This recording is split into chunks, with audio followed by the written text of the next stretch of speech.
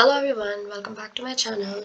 Today we're going to be solving a question about the rate constant of a reaction, but here's a little bit different. The stoichiometry of the reaction is different. So 2 moles of A react to give us P, and it's saying that this reaction is a first order reaction.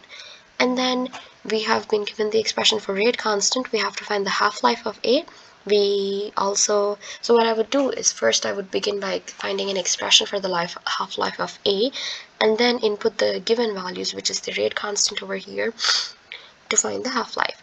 Secondly, we also have to find the pressures at a certain number of time after the reaction has started. So I'm going to be finding an expression which relates the concentration or the pressure, concentration or partial pressure with time. Okay, so let's begin. So this is my reaction. 2A goes to P, and I have expressed this as so this is a first order reaction, which means K, the reaction constant, is dependent upon A, and this is how I write it's dependent upon A. Now here I am writing the stoichiometric change. So R is the rate of reaction, and then to make 1 mole of P, 2 moles of A have to react. So the reaction rate constant, so the reaction, let's say half of the reaction rate of A is equals to the reaction rate of P, because 2 moles of A are reacting here to make P. Okay, so this is how I write the reaction, and this is written in negative because A is being consumed, and for P, product is written in positive because P is being generated. So I'm gonna combine the two expressions in terms of A, and this is what I get. So K of A is equals to negative half dA over dt. Now when I've gotten an expression, I can just integrate them.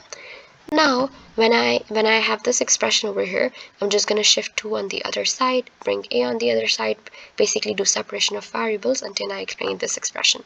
Now, with the integration boundaries over here, let's integrate them. And we're keeping the integration boundaries as t and t as time t, any time t, until it's starting at time t is equals to 0 until any time t, and for here the reaction is starting at A naught, or the initial concentration, until any concentration A.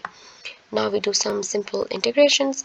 So ln A, we get ln A, and the boundaries are from A till A naught, and then for the second one the boundaries are from t till 0. Then we just expand this expression over here. We get ln A minus ln A naught, and then negative 2kt. So this expression highlighted in red, I have found the expression relating concentration with time. Okay, moving on, I do some algebraic juggling, and this is what I obtain. And then since we're supposed to find the half-life, so the half-life is when the actual concentration A is halved of the initial concentration. So the initial concentration is A naught. Okay, so for this concentration, the actual concentration A, I can write this as 0.5 A naught, and this is the expression that I obtain. Okay, moving on, when I cancel ln A naught, these A naughts, I am left with ln 0.5. Now I make T half, or like the half-life as at time t.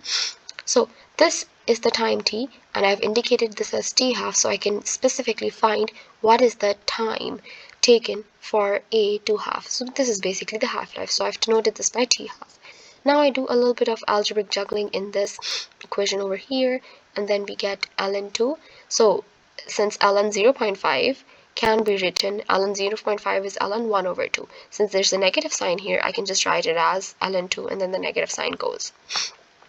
Now, if you've done this normally in textbooks, T half is reported as ln 2 over k, but in our case we got ln 2 over 2k, and the reason is because of the stoichiometry. So once we make the balance stoichiometrically, we get ln 2 over 2k. So that I've explained, we got this as a result of stoichiometry. Now in our question we have been given the rate constant. We just input this value, and we get the half-life as 973.5 into 10 to the power 4. Now it's asking what's the pressure after 50 seconds. So here we have gotten the expression of concentration with respect to time. Concentration, or for gases, sometimes concentration can be expressed in terms of partial pressures or pressures. So here I have written my expression, and we've been asked the expression after a certain number of time.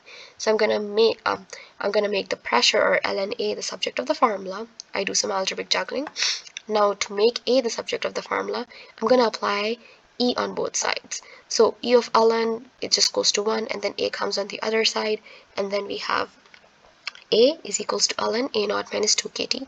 This I've done a little bit of, like, since E is applied on this side, E is going to be applied on the right hand side, similar to the left hand side. So this is the expression that I obtain.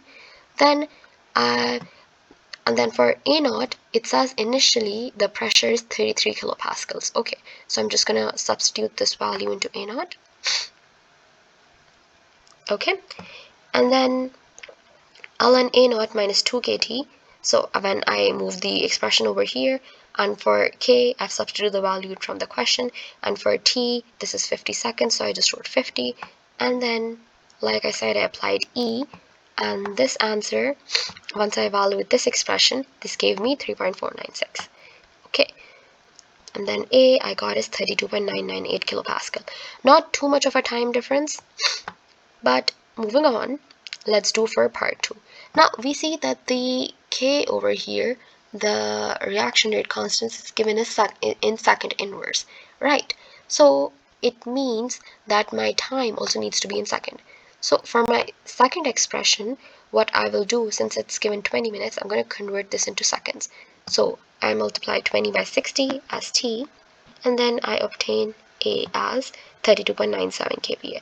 So we see the concentration is decreasing because A over here is being consumed. So initially the concentration, or the partial pressure, was 33 kilopascals. Now it reduced to 32.99, and after 20 minutes it reduces further.